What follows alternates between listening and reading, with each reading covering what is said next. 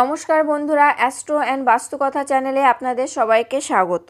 বন্ধুরা, এই চ্যানেলের প্রত্যেকটি ভিডিও বাস্তুশাস্ত্র মেনে ও গ্রহের গোচরের উপর ভিত্তি করে এবং সেরা জ্যোতিষশাস্ত্রীয় গণনা ও বিশ্লেষণের পরে প্রস্তুত করা হয়েছে। বন্ধুরা, আজকের ভিডিওতে আলোচনা করব বৃশ্চিক রাশির 2024 সালের মে মাস কেমন কাটবে।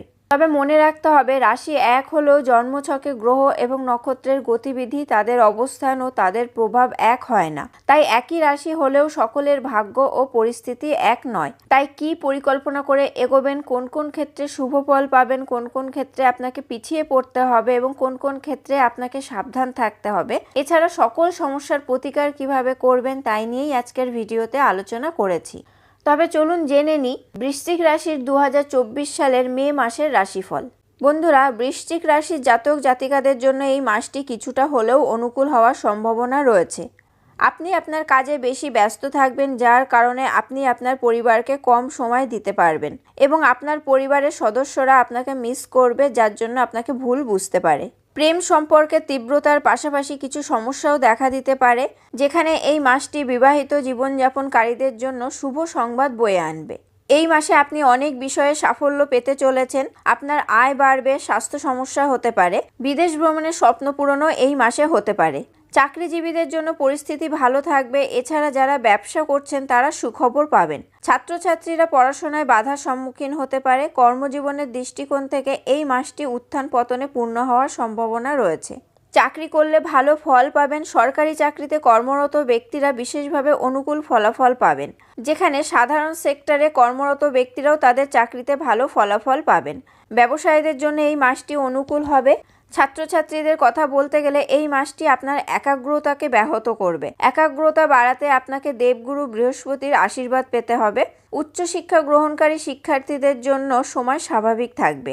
আপনি আপনার পড়াশোনা চালিয়ে যেতে পারেন। এই মাসটি পারিবারিক পর্যায়ে আপনার জন্য কিছু ঝামেলার কারণ হতে পারে, কারণ এই মাসটি আপনাকে ব্যস্ত রাখবে।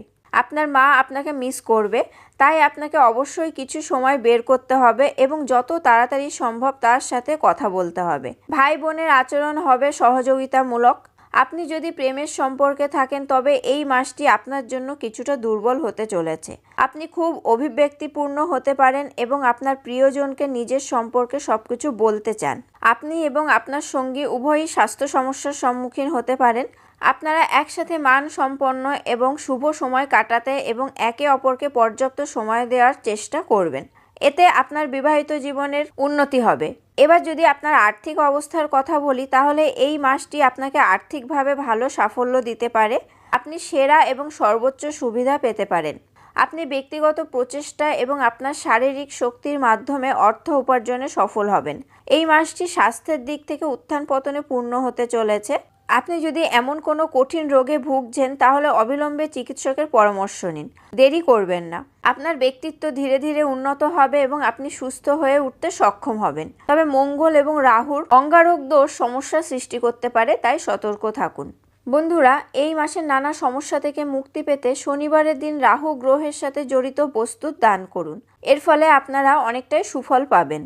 বন্ধুরা, আজকের ভিডিওতে আলোচনা করলাম 2024 সালের মে মাস বৃশ্চিক রাশির কেমন কাটবে। ভিডিওটি আপনাদের কেমন লাগলো অবশ্যই কমেন্ট করে জানাবেন। ভালো লাগলে লাইক ও শেয়ার করবেন এবং আমার চ্যানেলটি সাবস্ক্রাইব করে অবশ্যই বেল বাটনটি প্রেস করে দেবেন পরবর্তী ভিডিওর নোটিফিকেশন পাওয়ার জন্য।